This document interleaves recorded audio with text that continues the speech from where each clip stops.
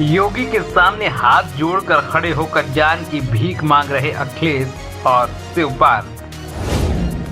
Bulldozer बाबा ने बीच सभा में माफियाओं के आकाओं को दे दी चुनौती।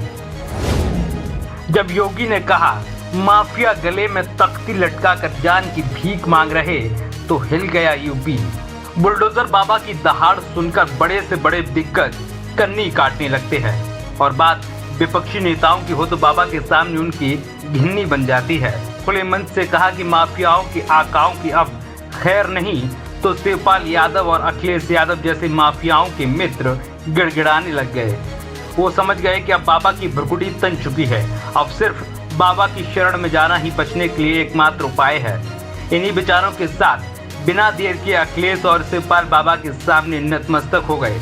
अखिलेश और शिवपाल द्वारा हाथ जोड़कर गले में तख्ती लटकाकर योगी आदित्यनाथ के सामने खड़े होने की इस घटना से तो हम आपको रूबरू कराएंगे ही, लेकिन उससे पहले हम आपको बता देते हैं कि हजारों की भीड़ के बीच बुलडोजर बाबा ने ऐसा क्या कहा जो माफियाओं के गिरोह में खलबली मच गई। बता दें कि उत्तर प्रदेश के सीएम योगी आदित्यनाथ रायबरेली में माफियाओं और विपक्षी नेताओं पर जमकर बरसे। उन्होंने जनसभा को संबोधित करते हुए कहा, आज माफिया कहता है जान बख्श दो, ठेला लगाकर जीवन जी लूंगा। आगे उन्होंने कहा कि भाजपा सरकार की एक युक्ति प्रदेश को दिला दी माफियाओं से मुक्ति।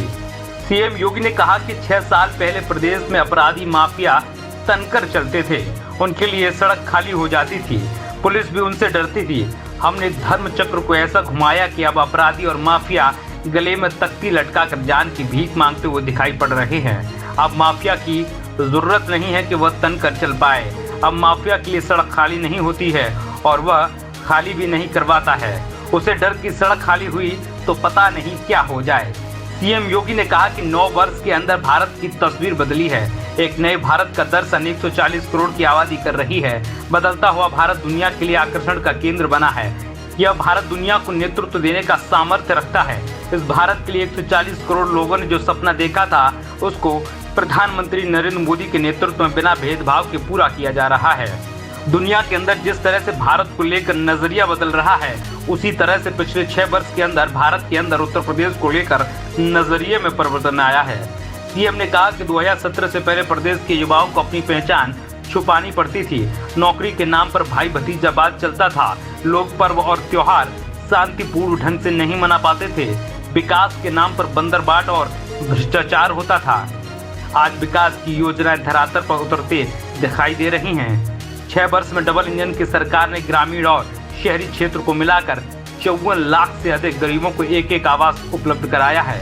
17 लाख आवास केवल शहरी क्षेत्र में दिए गए हैं। 2.61 करोड़ गरीबों को शौचालय, 1.75 करोड़ गरीबों को मुफ्त में उज्ज्वला योजना के तहत गैस कनेक्शन, 1.55 करोड़ लोगों को बिजली के निःशुल्क कनेक्शन और 10 करोड़ लोगों को आयुष्मान भारत योजना का कवर और 15 करोड़ लोगों को पिछले 3 वर्ष से फ्री में राशन की सुविधा का लाभ दिया जा रहा है। हमारी सरकार ने इसमें जाति, मत और मजहब नहीं देखा।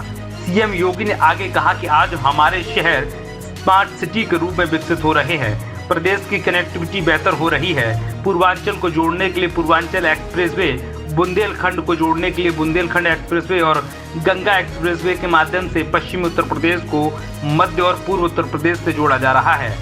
ये सारे परिवर्तन डबल इंजन की सरकार के कारण देखने को मिल रहे हैं। इसके साथ अगर ट्रिपल इंजन जुड़ जाए तो विकास की स्पीड कई गुना बढ़ जाएगी। इधर योगी ने विकास के बढ़ने की बात कही तो उधर माफियाओं की हार्ट बीट बढ़ गई और योगी के सामने हाथ जोड़कर खड़े होकर जान की भीख मांगने लगे। Bureau report, TNF today.